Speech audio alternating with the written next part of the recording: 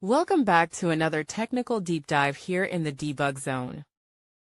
Today we're tackling a big question and breaking it down with insights from other users. Hopefully this clears up some misconceptions and helps you get the answer you need. So buckle up, stay a little curious, and let's jump right in.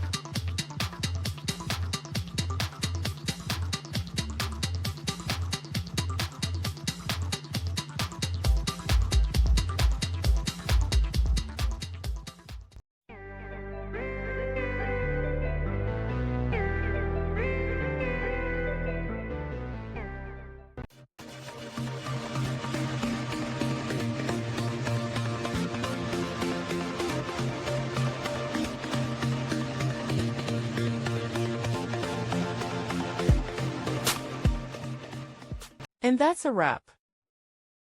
I hope you found the answer you were looking for. If you did, take a second to hit that subscribe button. It really helps out. And let me know in the comments which solution worked best for you. See you next time in the Debug Zone.